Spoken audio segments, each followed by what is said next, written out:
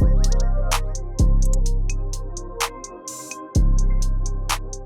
right, welcome. Thank you for joining us today. We have a very special guest with us. It is an honor to introduce and chop it up with Brittinie Love, author, creator, CEO of Cooking with Love. Welcome. How you doing? Thank you. I'm good. I'm so happy to be here. I'm super excited. Thank you for having me. Of course. For those who don't know, the Loves, the Greens, the Sims, we go back. So this is like a little bit of a reunion, getting to have this special guest here today and just chop it up over food and entrepreneurship and how she's been able to come into this new space and really start to make an impact on the catering game. And I think that'll lead me into my first question. What kind of sparked the interest to just pick up and start cooking for people? Oh my gosh. I feel like it dates back to like when I was little. So like when I was like 4 years old, I would tell my mom all the time that I wanted to be a chef from like 4 years old. And so you know how just life kind of happens and you just kind of go your way and figure out your journey. But food was always something that I just really enjoyed and something that I would always do like with my family. And so within my inner circle, they know that I can cook, but like to the public, I never really shared that side of me. And so as I was growing up, one of my biggest things that I loved to do was watch cooking shows. So I would watch cooking shows. And so where a lot of people would have like family members, and I had a few family members, like my dad is a really good cook. I have aunts that are really good cooks. Okay. And so I have family members that cooked a lot, but like I would like study cooking just by watching cooking shows constantly. So that's where the love for the food really came in. Okay. What were some of those, if you can name like one or two, what were some of those cooking shows that really kind of gave you that fire and that passion? Okay, so like my absolute favorite had to be Emerald Live. Emerald Lagasse, he's like an Italian chef, really big name in the cooking world. And he had the show called Emerald Live. And so he would have like a live band there. He would cook the food in front of everyone. And he had this signature thing where if he would season something, he would go, bam. And I would just watch episode after episode after episode. And I would just watch for hours. And I just loved it. He had great energy. And I was just like, man, that's something that I would want to do. But I would have never thought 15, 20 years later, I would be like, okay, like I'm really going to try this thing out. And so I would say that he was like one of my biggest influences. And then just in general, just being around family and cooking all the time. And my dad is a great inspiration because every holiday he always does like the Easter dinners or like July 4th or Thanksgiving. Like my dad, hands down, like my hands are up. I'm probably just doing like the mac and cheese, but everything else is on my dad. Okay. And so I'm just watching my dad, and he's very, very, very known in the family for his peach cobbler, but he won't give up the recipe. So we're still working on that. I might need a cobbler. Might have to request that when we get done with the episode. I'm going to need one of those. But so you spoke on family and the passion for cooking kind of starting early. Would you say that it was more so a fear of the industry or just uncertainty? What do you think kind of kept you away from food until now? Ooh, that's a good question. I think how I would answer that would be kind of sometimes what I feel even today, of not having like the actual like certification or have gone through culinary school. And so because I respect the industry and I respect the food and I respect those who have gone to culinary school, I always had that fear like, how do I have the right to come into this industry without the like, proper skill? Imposter syndrome kind of thing. Oh my God, okay. yes, Yeah, absolutely. I absolutely had imposter syndrome for a long time because, you know, again, you kind of go to college, get a degree. And so the idea of culinary school, and I even talked about going to culinary school, but I just never went that way. And so I just kind of veered the other way and did a regular bachelor's degree. And I just was like, okay, well, I'll just do my cooking thing at home like everybody knows. And so, yeah, definitely imposter syndrome. I struggled with that for a while. I think that's without knowing it or putting a name to it. I feel like a lot of people go through that. Yeah. That idea of like, do I deserve this? Do I Am I belong like, here? should I be doing this? Oh, It's yeah. not, I didn't take the route as someone else, so am I not Yes. doing it right? Yeah. So it's exciting Yeah. to see that you finally were able to be like, nah, I know what I'm doing. It's so interesting. A part of that imposter syndrome was, I felt like so the creation of having aprons was like the whole concept around cooking from home, right? Because you always associate an apron a lot of times with cooking at home. And so for the longest time, I was like, I shouldn't be wearing a chef coat. You should only wear a chef coat when you've gone to culinary school, Right. And you in so the back in the big kitchen. yes, exactly. Okay, And okay. so I don't know. It wasn't literally up until really about earlier this year that I was like, no, I'm a chef and I'm going to own that. And I feel like I still sometimes have to own it. Yeah, and we were chopping it up a little bit before we started, but that makes sense as far as you kind of really stepping into that and owning it, because you said that kind of happened for you earlier this year. Yeah. And for those of you who haven't been up on Cooking with Love, this is probably one of the hardest working chefs I've seen in the food truck, catering services. I Oh my mean, if you gosh. haven't tried the food yet, there's always an event that is catered by Cooking with Love. It's something going on every weekend, I and know, it somebody seems need that that way. food there. Yeah. So one, just off that, like, kudos, because it just, I know how it can be going into an artistry, because I'm sure you treat your food as an art. Absolutely. I've seen it in person. The setups are always beautiful. There's color. There's different things on the pyramid, the food pyramid. You try Right. and hit all the Yeah. sections. Yeah. So yeah, no, there's definitely an art to it. Yeah. And being able to kind of walk in that artistry and take that leap of faith. Yeah. I know we've said that a lot recently, that leap of faith of putting yourself out there to do that. It's just, it's a beauty and a joy to watch, especially when it's someone you know. So Oh, yeah. you always, try and give that respect when possible. And then speaking of all the events you've been doing, Yeah. what have been, maybe some of the key ones that you felt maybe kicked off your career that you're in right now, and man. kind of set you on that path for as busy and as hardworking as you have been? I wouldn't say it's any one thing. I think the biggest thing is consistency. And just constantly, even when you're not getting opportunities or you're not getting those gigs, just constantly putting food out there, showing what I'm doing, what I'm creating, whatever, even if it's just like at home, making whatever meal at home. I think just constantly just showing people stuff that I'm making or trying to create. I think that's the most important thing.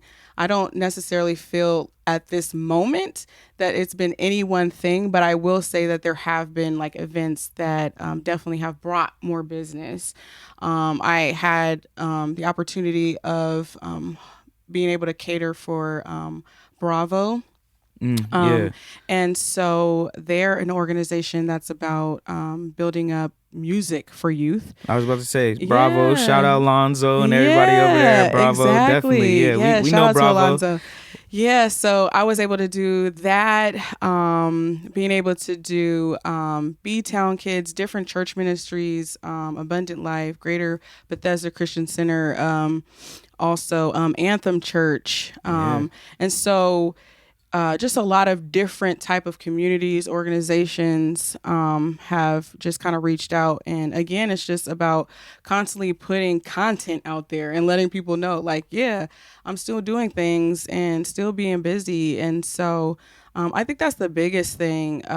But of course, I'm absolutely hopeful for like, I don't even necessarily know what that big thing is going to be. You know what I mean? Like, you're always like, what is going to be that thing that like puts me on the That big map? break. You know what I That mean? big And of break, course, yeah. for me personally, I'm just like, I don't know what it is, but I'm absolutely believing that God is going to do something big. I just don't know what it is.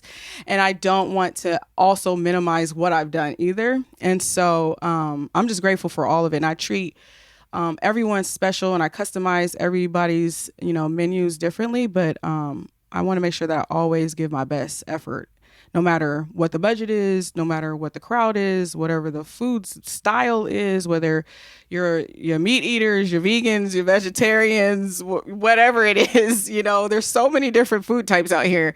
Man. So, and then, when you get to those big venues, it's always just kind of like, you got to supply for everybody, every food type. And so, and it can be hard sometimes, but I just take it one step at a time.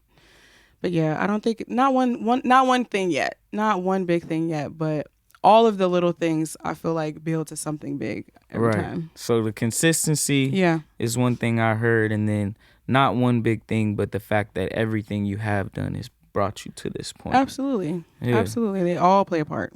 Would you say that some of that content creation, now that we've kind of come on the back end, or hope and pray, we're kind of on the back end of starting to see more familiarity with COVID. We're starting to have an understanding, at least it's not as many surprises as when it first hit. And kind of take us through how COVID impacted the start of Cooking with Love and how you were able to maneuver through that time. Okay. Well, honestly, I would say that in such isolation, I felt like you either can allow that to bring you down or allow it to grow your creativity. And so for me, I was still having, obviously, my most immediate family coming over. And one thing that they all know me for is like a Taco Tuesday. And I have a really good friend, Deanna, and we would just have girl time, and she would come over, and I would always talk about, oh man, I really want to cook. I want to show people how to make food. We're all sitting at home.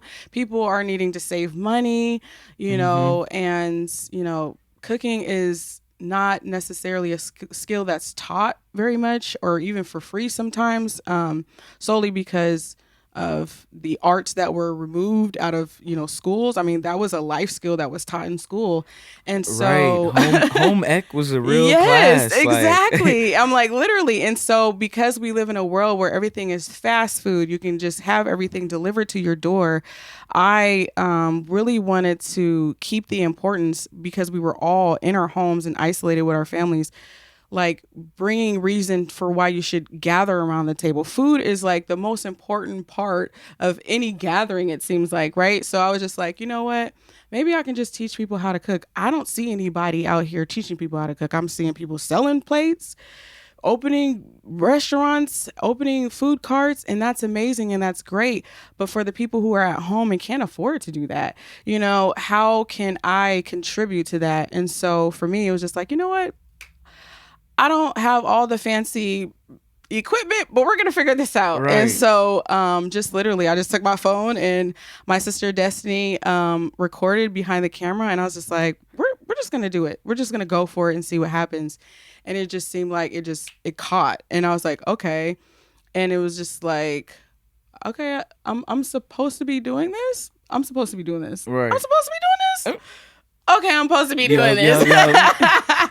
And so it's just been awesome. And so from there, I think it really helped me build where people were like, okay, she can cook. Okay. Okay, she can cook for real. And so it's all part of like the process of just like, okay, let me show you, not just that, oh, okay, we can boil some top ramen, like, but no, like you can really make some good food on a low budget, or you can make food, in a few minutes. Like, it doesn't have to be super, super complicated. You don't have to be in the kitchen for a long time. But that's where it really started for me, where it's like, I'm either going to do this or I'm not. And so that's really where it began, was just being in isolation and be like, how can I be creative? How can I show everyone the gift that I have publicly? And that's just how it went. I feel like that almost kind of helps explain the cooking with love, Yeah. because it's a little bit more than just a service, but Yeah.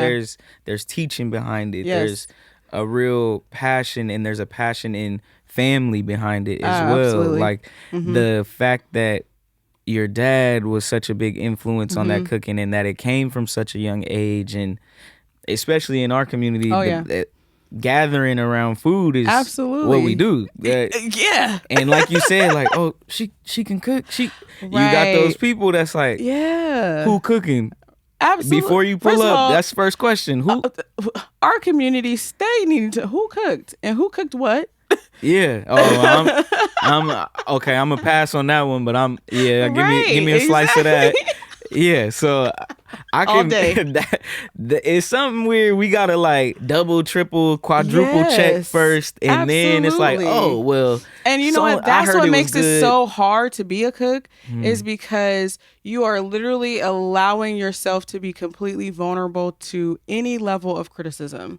That it's super, super hard. There's so many different things that you can kind of hide behind, but food is not one of them. And in our community, we are the hardest critics. Let me be very clear.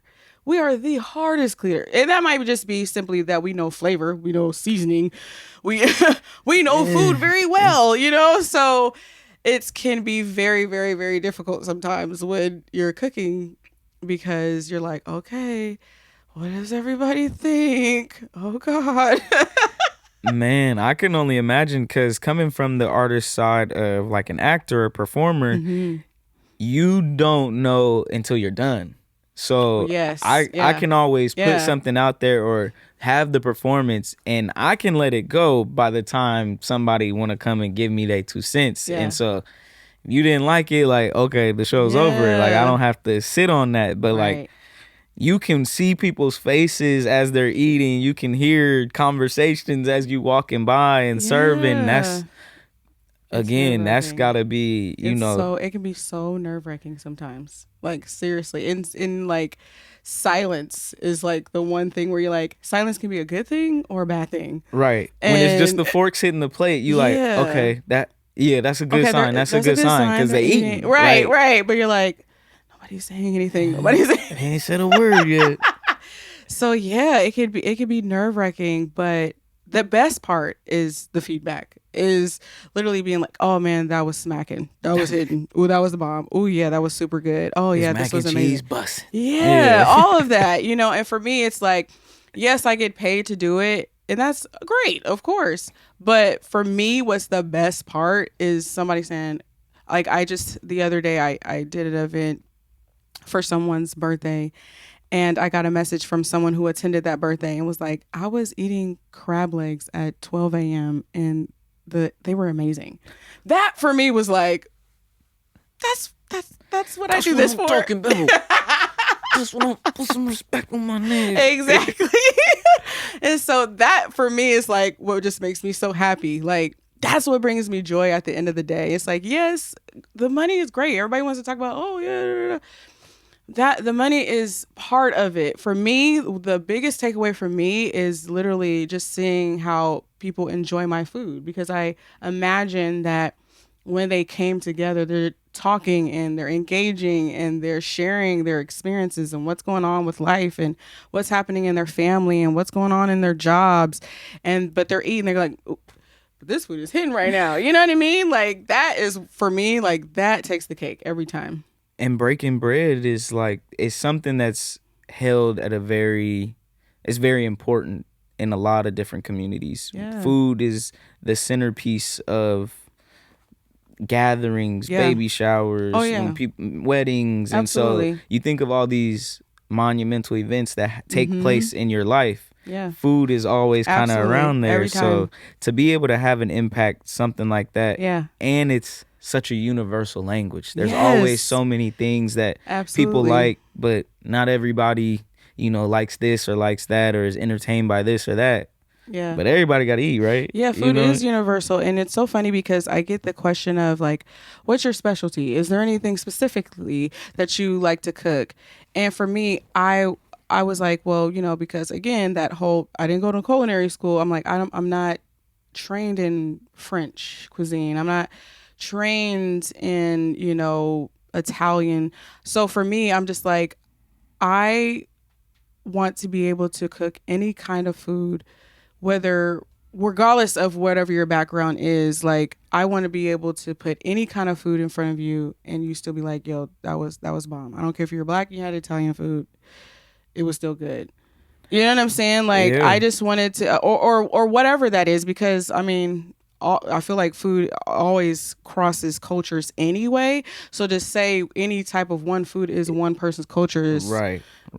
to me, a little unfair. I'm like, we all still a Yeah, little bit exactly. of something. Because I'm black, but I love me some Mexican food. Look, Like, what? don't get me started. We have Taco Like I said, Tuesday every Taco Tuesday. Tuesday every it's- Tuesday. Okay. I just had tacos last night. Okay. Oh, every single time. So for me, it's just like it's a universal language. It doesn't discriminate. It's for everybody. Right. And so that's what I do it for. I do it just to see people come together in love and enjoying one another. That is beautiful. Coming Yeah. together in love to enjoy one another. Yeah. And you mentioned briefly, people ask you all the time, like, what's your best dish or your favorite thing to make? I know.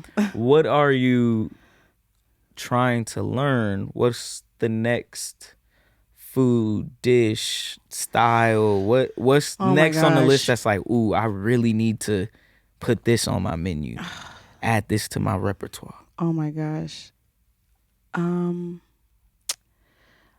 don't have anything specific, but I would say just I probably would want to get more into like really like high end levels of food, like fine, like serious fine dining levels of food.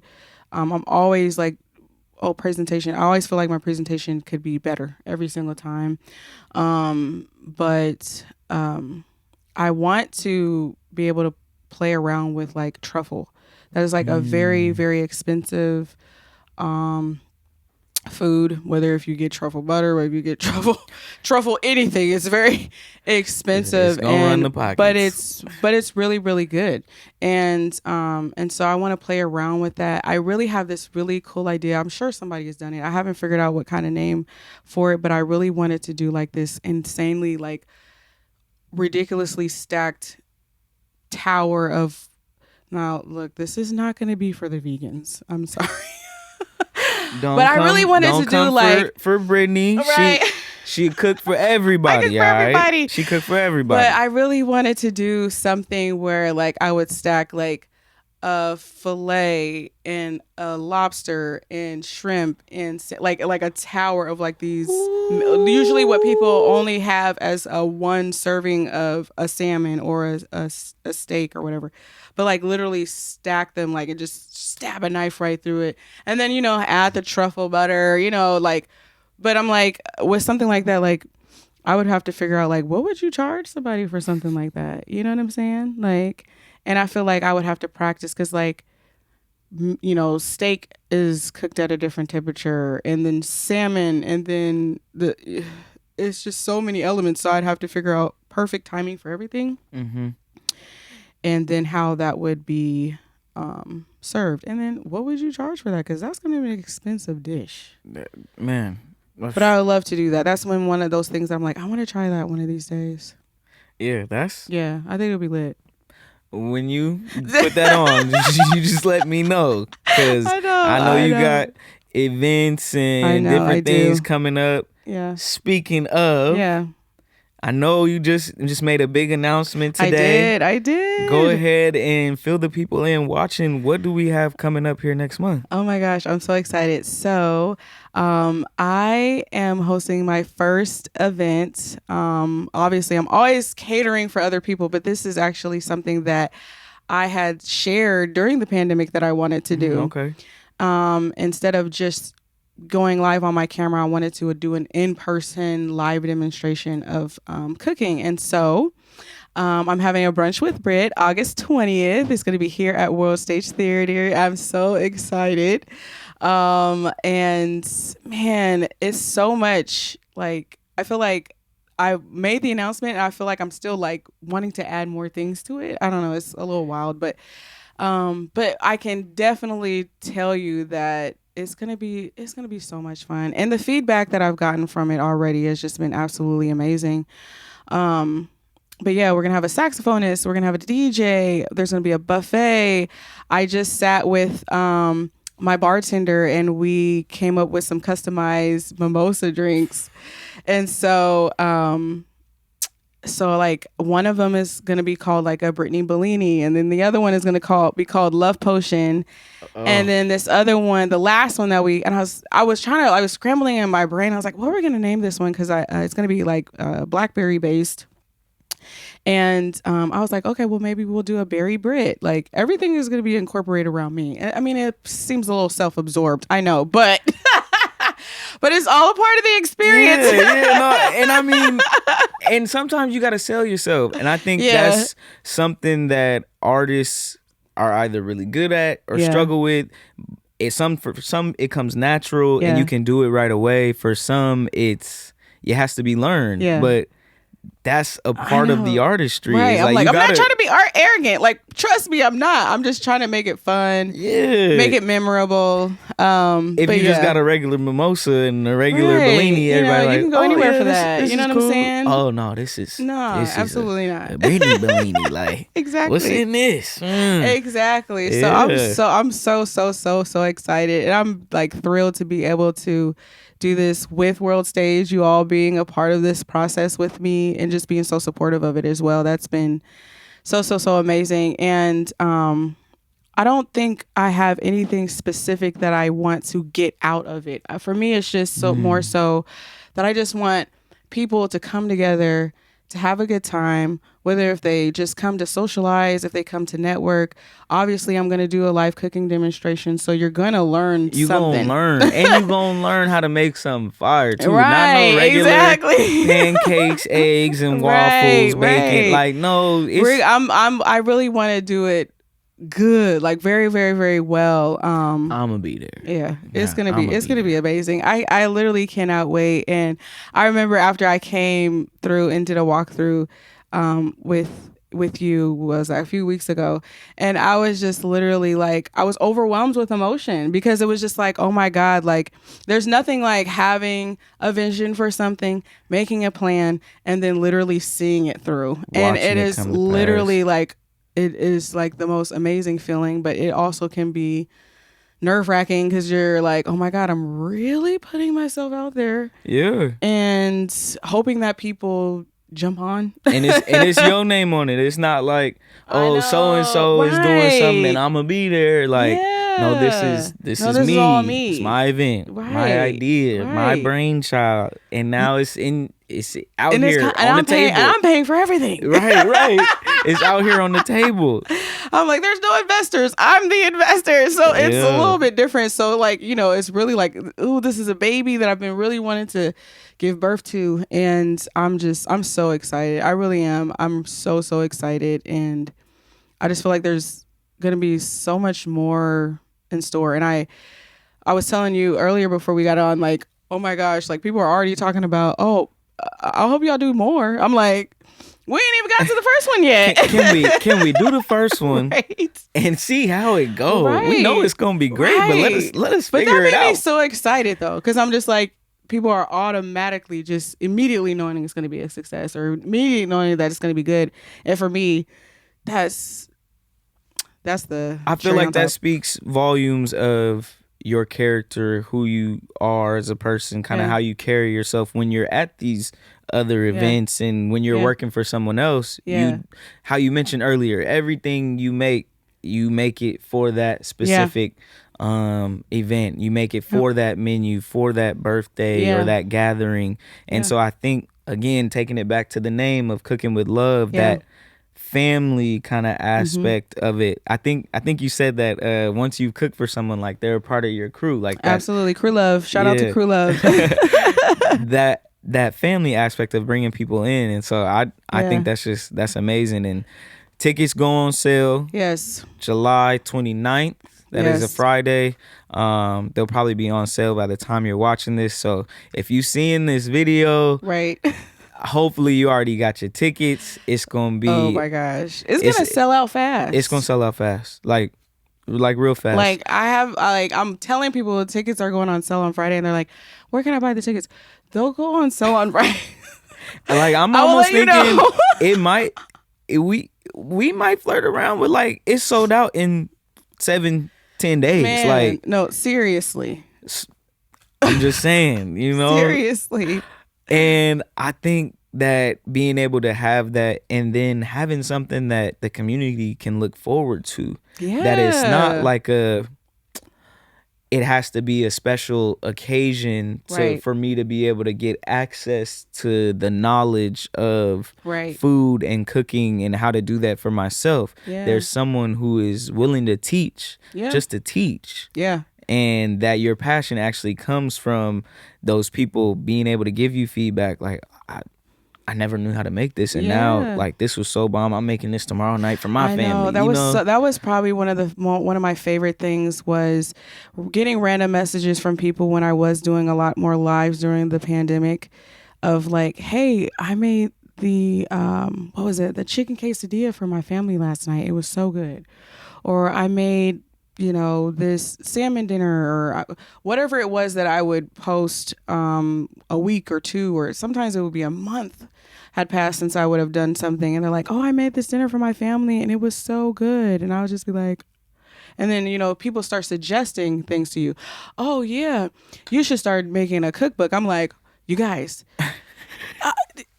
I am so grateful, but it takes time. You know how many recipes I'm gonna need for a cookbook, and what's so funny? And getting it published. No, like seriously. You just act like, and I'm like, I'm just supposed and to I gotta cook break down measurements. Yeah. Okay, like now we get into math. Yeah. I'm trying to show y'all exactly how you gotta season this thing, and you always gotta tell people season to your liking, because even if you give them a seasoned amount, that might not even be enough. Right. And so I'm like, then you gotta watch out for the the uncle that got the gout, so you gotta take a little bit out of there. You gotta do the salt free stuff. Yeah. You know what I mean? And so, but it's one of those things. It's like all of those things, and I have a vision board, and I feel like even everything that's on my vision board, there's so much more that I probably can't even see that God has in store in general, that I'm just like, okay, I'm going to put what I want that comes to mind, but I feel like there's just so much more. There's so much more.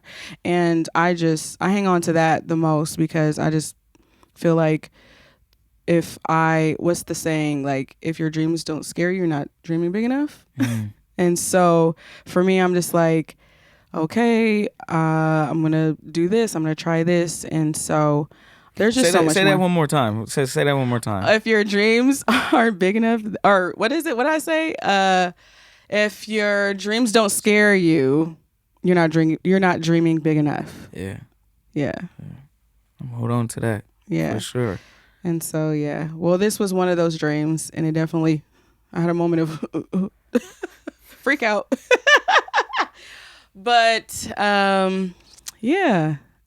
But I just feel I'm so filled with so much joy. Like, I think that's the biggest thing that I take away with food, and knowing that I believe that I'm walking in my purpose and what I'm supposed to do.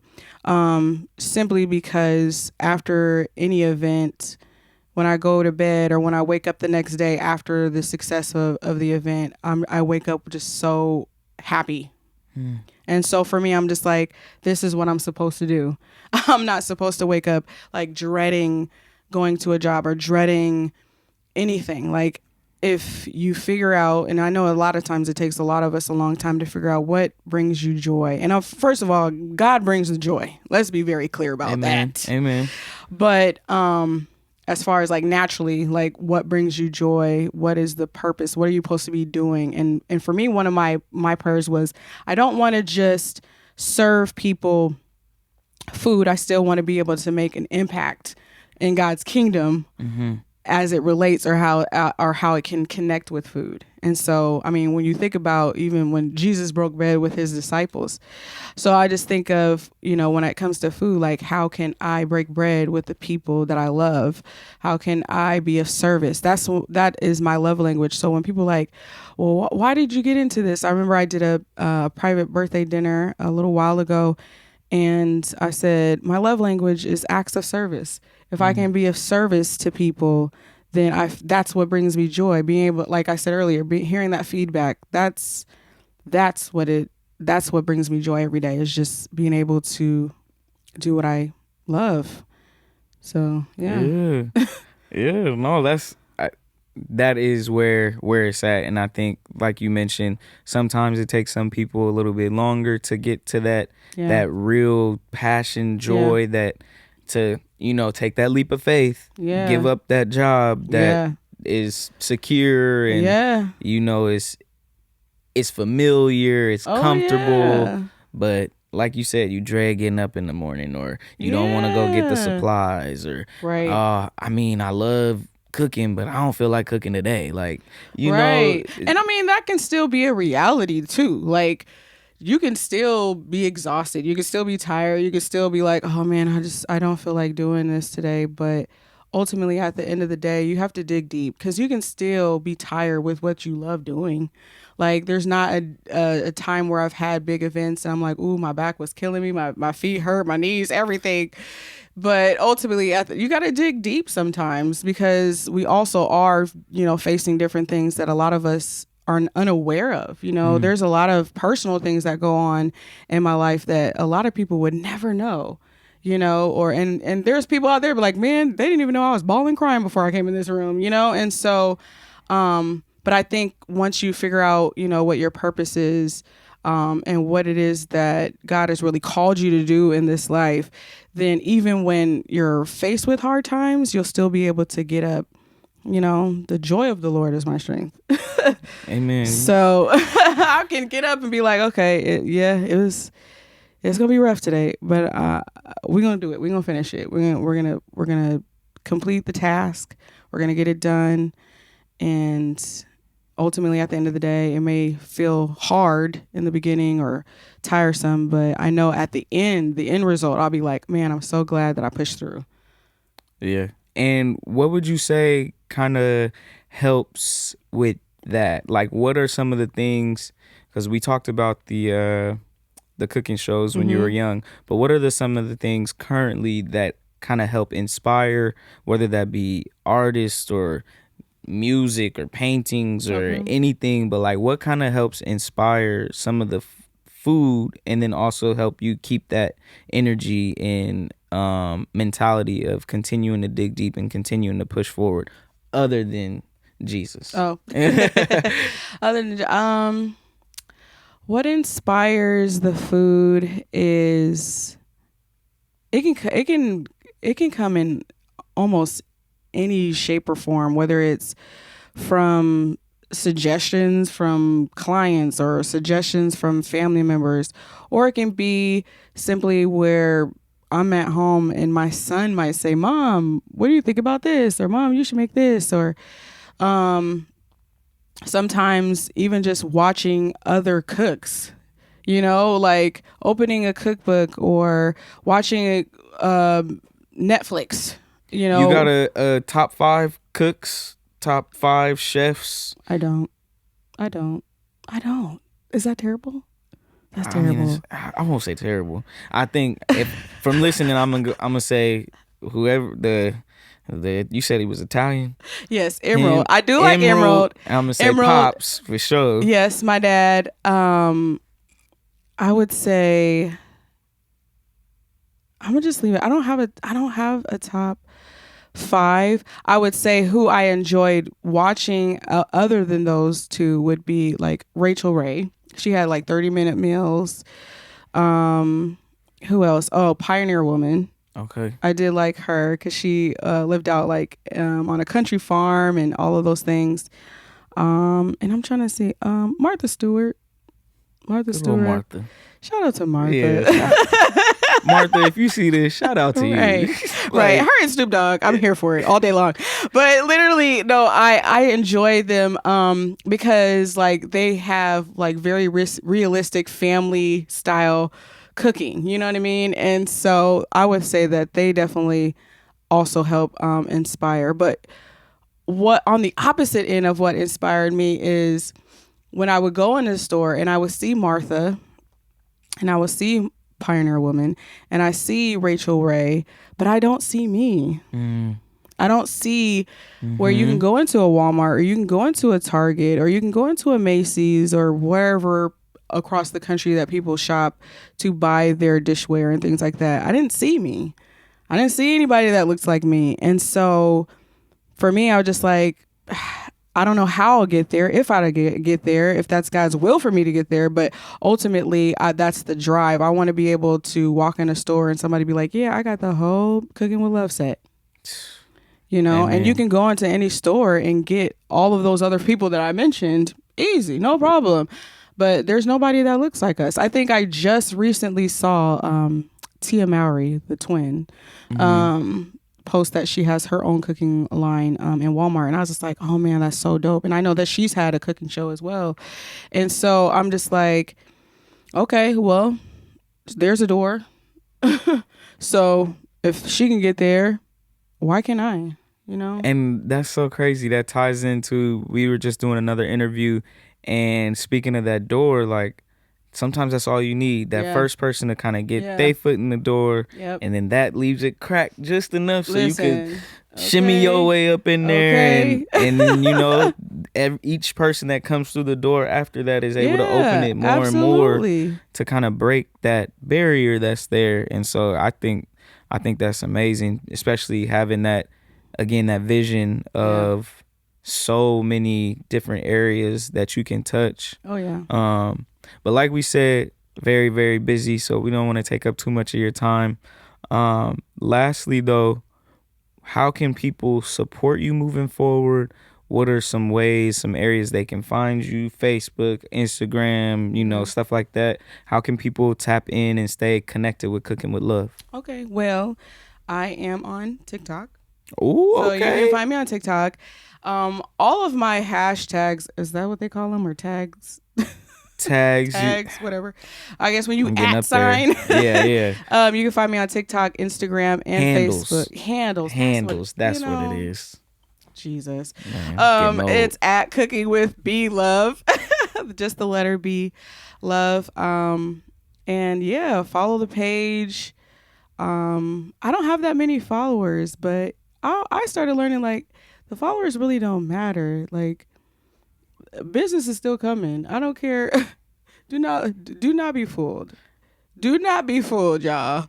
The business is still thriving. You do not have to have a whole lot of followers. Trust me. Hey. But they will come, and it is still important. Yeah, you can find me on all of those. I have a website. It is cookingwithblove.com. And so you can book a dinner on there, or you can send an email if you have to inquire about anything. I do cooking classes, one-on-one sessions. I do a bunch of different stuff. Y'all hear that? I've been doing a lot. You ain't got, all the necessary tools in the kitchen. Right. Go ahead and slide your way, make your way over to cookingwithblove.com. Schedule yourself some classes. Yes. Go ahead and learn yourself, 2-3 meals. Right. Next thing you know, you the hot chef on the block, or at least in your crib. Okay. Gain you a little respect. Right. But I think that's perfect. It's been an honor, a pleasure to have you as a guest. Thank you for having me. Yes, I'm very excited for the event. Me too. Brunch with Brit coming up excited. August 20th. Yes. Get your tickets Y'all better immediately, I'm telling you. we're I'm not only playing. selling 50, and I'm telling you. You heard it here. It's only 50. Only 50. Only 50. You want to be there. Pull up. Thank you again. Thank you, Brittinie. And this was another episode of Shine a Light. We'll see you next time.